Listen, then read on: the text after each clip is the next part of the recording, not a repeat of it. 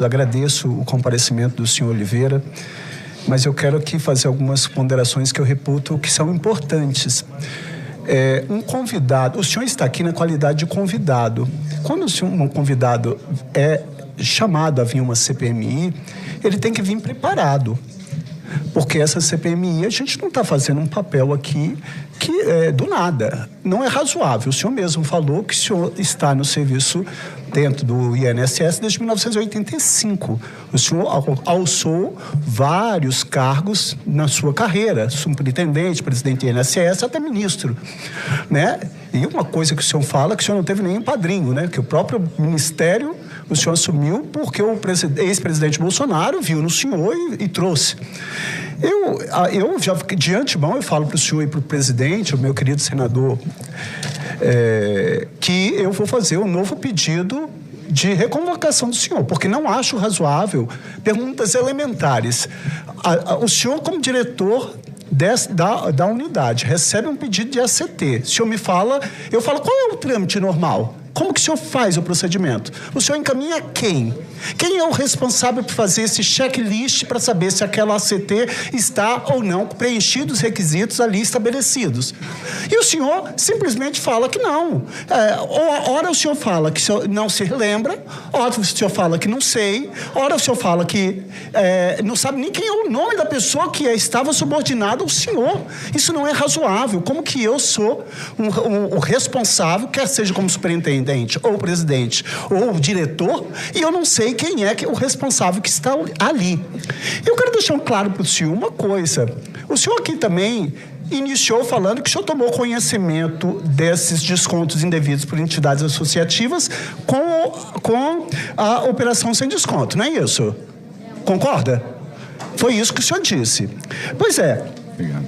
Mas eu tenho aqui um ofício do dia 5 de junho de 2018, direcionado ao senhor José Carlos Oliveira, superintendente regional do INSS, reportando: procedimento preparatório e epígrafe foi instaurado nesta Procuradoria da República a partir de representação efetuada por cidadão narrando a ocorrência de descontos irregulares em seu benefício previdenciado sem consentimento.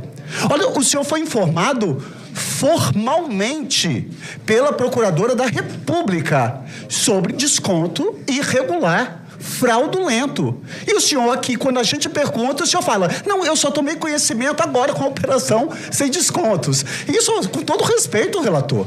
O crime de falso testemunho, no 342, é de ação penal pública incondicionada. Se a gente fosse levar ao pé da letra, o artigo 301 do Código de Processo Penal diz: qualquer do povo poderá, e a autoridade policial e seus agentes deverá prender quem quer que se encontre em estado de flagrante delito. Olha, o senhor está aqui na frente de quantos parlamentares? Eu costumo falar, o senhor tem filho, senhor? Tem. Os filhos são orgulho da gente, né? Eu tenho 2 filhos, são a razão da minha vida. Os filhos costumam olhar nos pais como espelho para ser alguém na vida. Que mais o senhor está refletindo para os seus filhos? Com todo respeito. Porque uma carreira de tanto tempo, o senhor, como superintendente, recebe uma denúncia, o senhor fala aqui publicamente, não foi uma, nem 2, nem 3. Inúmeras vezes que o senhor só tomou conhecimento com a operação sem desconto. E não foi isso. Nós tivemos aqui um senador, inclusive da base do ex-presidente Jair Bolsonaro, que relata que levou auditores do INSS ao então presidente Bolsonaro denunciando fraudes nos descontos. E nada, absolutamente nada foi feito no governo Bolsonaro.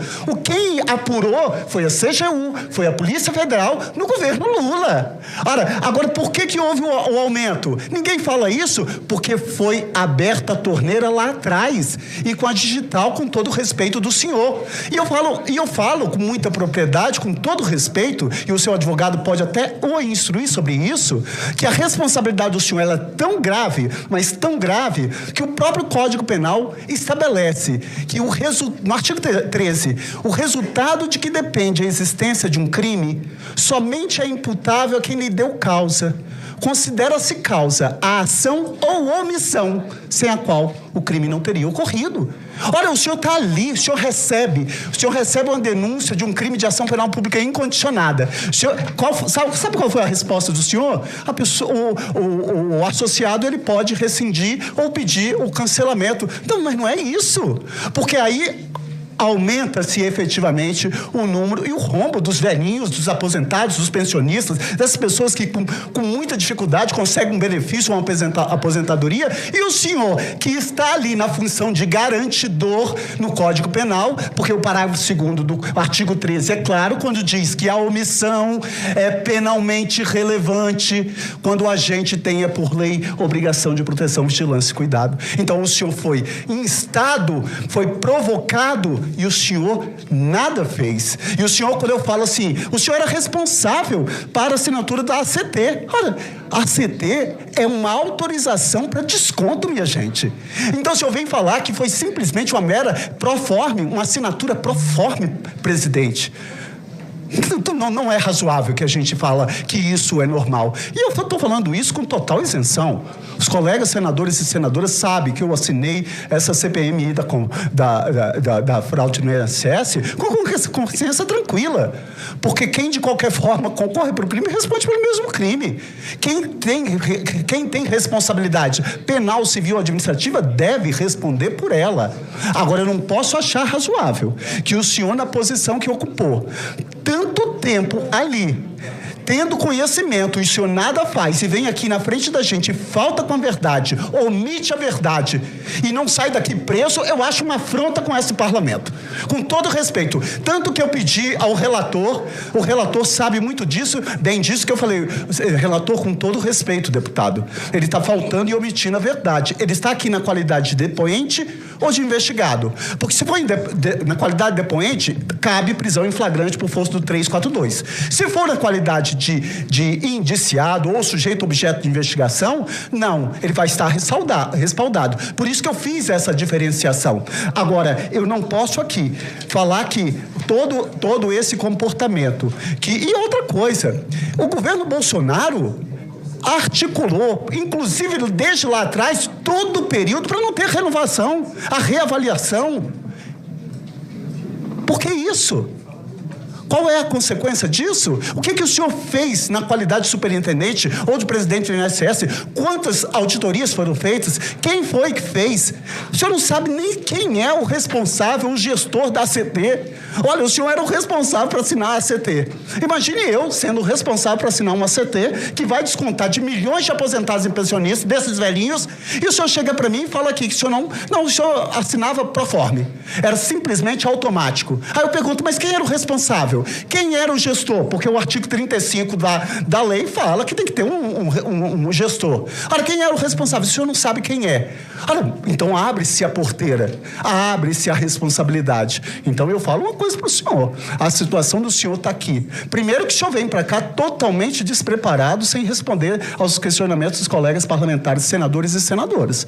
Segundo, que a responsabilidade do senhor, ela se impõe de forma veemente.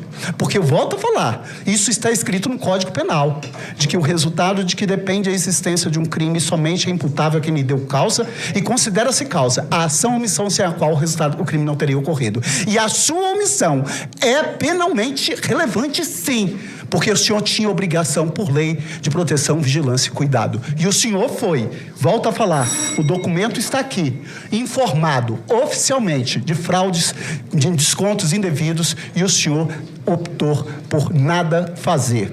Então, a responsabilidade do senhor se põe de forma, com todo respeito, na minha opinião, de forma administrativa, civil e criminal. Muito obrigado, senhor presidente.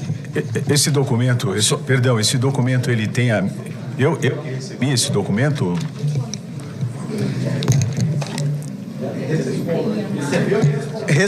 Recebeu no dia 5 de junho de 2018, era da Procuradora da República, doutora Priscila Costa Schreiner-Roder, e o senhor respondeu.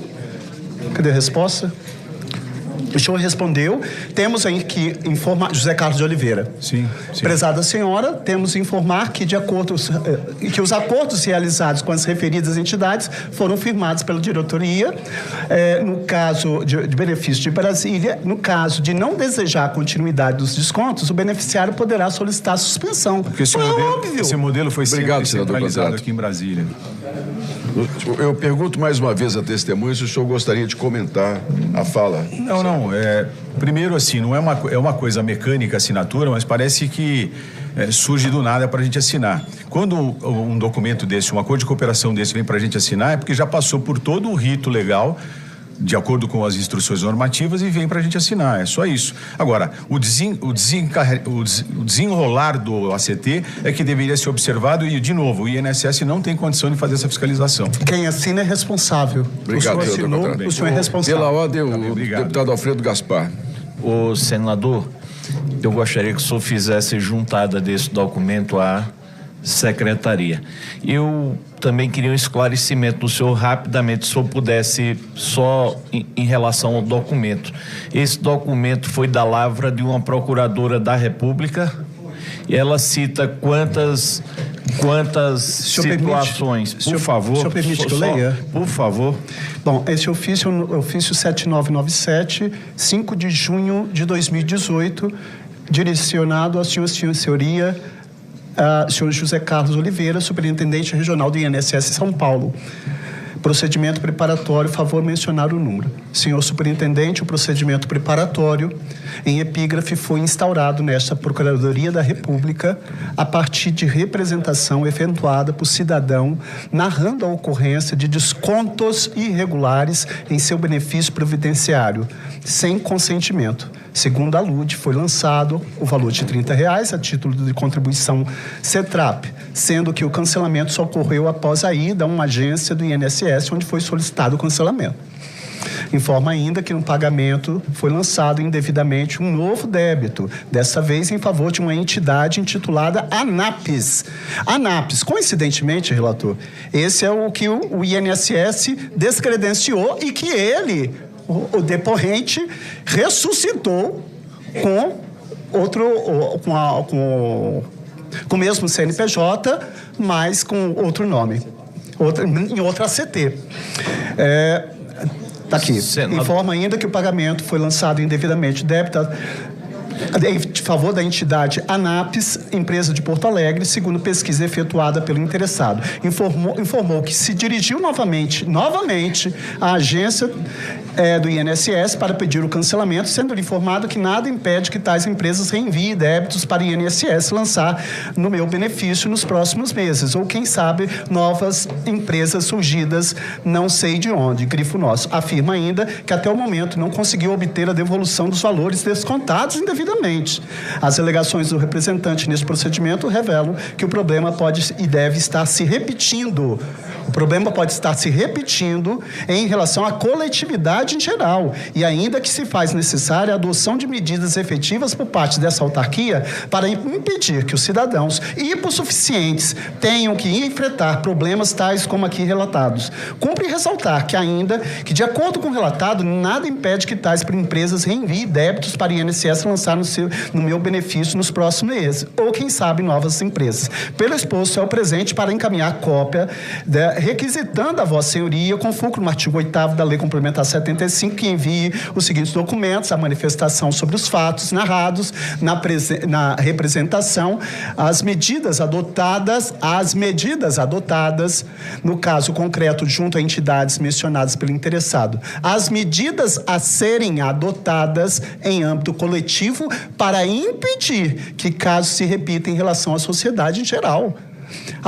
E demais esclarecimentos que entender necessários. Obrigado. Então, esse documento, para mim, contra fatos não há argumentos.